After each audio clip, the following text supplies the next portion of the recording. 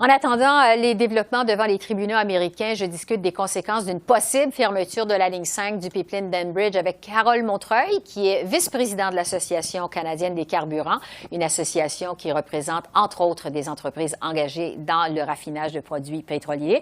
Bonjour, M. Montreuil. Bonjour, Mme Bégin. Un mot d'abord sur ce qui se passe actuellement devant les tribunaux américains. Bon, la médiation qui doit reprendre la semaine prochaine, c'est pas évidemment que la ligne 5 va fermer d'ici là. Mais est-ce que vous êtes inquiet ou plutôt confiant que ça va donner des résultats? En fait, il y a un niveau d'inquiétude important qui règne présentement dans l'industrie, c'est certain, parce qu'évidemment, les conséquences de fermer cette ligne-là seraient très importantes. Donc, on s'en remet aux tribunaux. Enbridge a signifié également qu'il s'en remettait aux tribunaux. On attend une décision. On dit il y a 2 accords qui sont en jeu présentement. Il est question de la juridiction ou non de l'État sur un enjeu comme celui-ci. Donc, il faudra attendre et suivre les développements, mais pour l'instant, c'est certain qu'il y a de l'inquiétude au sein de l'industrie. Oui, bon, en attendant justement ces développements, j'aimerais vous entendre sur les impacts concrets d'une possible fermeture de cette ligne 5. Le Québec compte 2 raffineries qui sont encore en activité, une à Lévis, une à Montréal. Il y en a 4 en Ontario. Ces raffineries reçoivent près de la moitié de leur approvisionnement en matières premières de la ligne 5 du pipeline d'Enbridge. Est-ce que ces raffineries manqueraient de pétrole? Non, en fait, vous l'avez dit, il y a beaucoup de raffineries qui sont en jeu et c'est important de le mentionner. C'est un enjeu de compétitivité extrêmement important. Si les raffineries canadiennes utilisent le brut nord-américain, du brut canadien de l'Ouest ou du brut américain, c'est qu'il y a un avantage concurrentiel à le faire. Donc, de priver les raffineries de cette alimentation-là aurait un impact sur la compétitivité. Oui, les raffineries trouveront des alternatives. Il y a d'autres façons d'aller chercher du brut, mais malheureusement, ce sont des façons qui sont ou bien plus coûteuses ou bien moins sécuritaires. Par exemple, si on pense à remplacer ce pétrole-là par du pétrole qui serait acheminé en citerne par train ou par camion, imaginez l'enjeu en termes de sécurité et en termes même d'émissions de gaz à effet de serre d'utiliser un moyen de transport beaucoup moins sécure et efficace pour l'environnement que les pipelines le sont. Oui. Il y a toutes sortes d'enjeux, vous le dites. Est-ce que ça pourrait se traduire par des prix du pétrole, éventuellement? Ben, en fait, quand on parle de compétitivité, le fait de ne pas avoir accès à du brut canadien ou du brut nord-américain, tout à coup, en rendant les raffineries moins compétitives par rapport à leurs adversaires qui sont dans le bassin de l'Atlantique, que ce soit l'Europe de l'Ouest, le Nord-Est américain, c'est une structure de coût, tout à coup, qui deviendrait plus importante. Donc, une structure de coût plus importante, habituellement, ça se reflète à moyen ou à long terme sur les prix. Donc, les conséquences à moyen ou long terme sur les consommateurs sont également importantes. Donc, c'est pour ça qu'on souhaite que cette ligne-là demeure en opération et puisse alimenter nos raffineries. Oui, mais quand vous parlez des hausses des prix, là, c'est quoi pour alimenter les véhicules, les maisons, les entreprises, de façon concrète, là, pour les consommateurs, qu'est-ce que ça pourrait vouloir dire? Oui, parce que le marché est ouvert. On le sait présentement, il y a eu une autre difficulté avec la pipeline de Colonial là, sur la côte Est là, qui amène le pétrole du Texas vers le nord-est américain. Ce qu'il faut comprendre, c'est que les systèmes énergétiques sont totalement ouverts et reliés entre les 2 pays.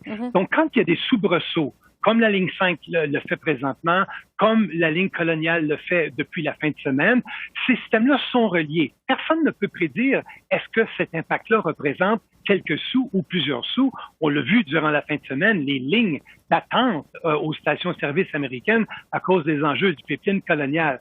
Donc, c'est un marché extrêmement concurrentiel où les raffineries compétitionnent une avec l'autre à la grandeur du continent et même avec l'Europe de l'Ouest. Donc, l'impact final, quand on rend une partie de l'industrie moins compétitrice, personne ne peut prédire si c'est quelques sous ou plusieurs sous et à quel moment cet impact-là se ferait sentir. Mais c'est un coût plus important et on le sait, des coûts plus importants habituellement se reflètent sur les prix aux consommateurs. Donc, des enjeux importants, Carole Montreuil, vous nous le dites, des intérêts qui sont élevés. J'aimerais vous entendre maintenant sur la gestion de tout ce dossier-là. Évidemment, bon, en plus, il y a des emplois là, qui sont en jeu. Ça fait quand même des mois que la gouverneure du Michigan a annoncé son intention de fermer cette canalisation-là. pour le 12 mai, donc en date d'aujourd'hui. Hier, de façon un peu inextrémiste, je dirais, le gouvernement fédéral a présenté un mémoire à la Cour fédérale américaine dans la cause qui oppose donc Enbridge au Michigan pour empêcher, c'est un peu technique, là, mais l'application du décret de l'État qui vise à fermer donc cette ligne 5. Qu'est-ce que vous pensez de la façon dont Ottawa a géré tout ce dossier-là? En fait, vous soulevez un excellent point, Mme Bégin, et puis moi, je tiens à souligner que le travail du bureau de M. Reagan, le ministre des Ressources naturelles, le gouvernement Trudeau, jusqu'à date, a fait un travail absolument impeccable pour défendre les intérêts canadiens, pour défendre les intérêts de l'industrie canadienne. Donc, ce sont des discussions qui ont cours depuis déjà plusieurs semaines. Et on le sait, à la fin, ça va se résoudre devant les tribunaux avec la médiation qui va être en cours dans les prochains jours.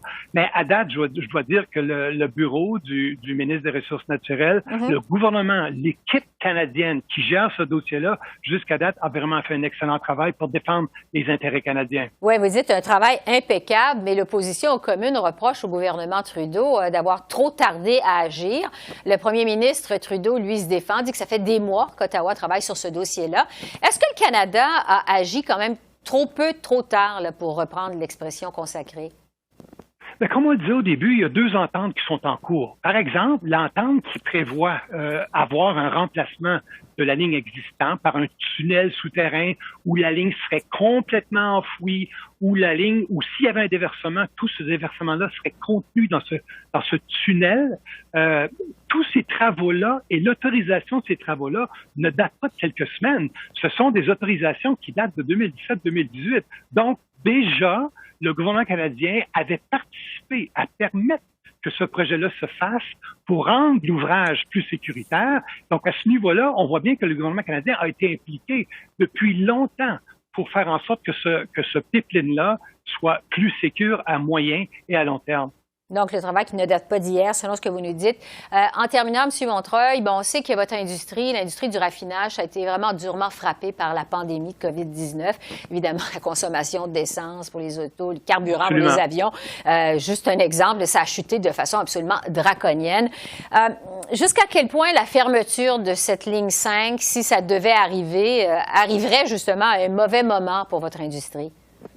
Ouais, en fait, vous soulevez un bon point, un très bon point. En fait, ça arrive au pire moment. On le sait, les gens l'oublient, mais cette pandémie-là a frappé durement. Au moment où on se parle, Mme Bégin, il y a plus d'une douzaine de raffineries qui sont arrêtées et certaines ne repartiront pas du tout. Donc, l'industrie du raffinage traverse une période difficile.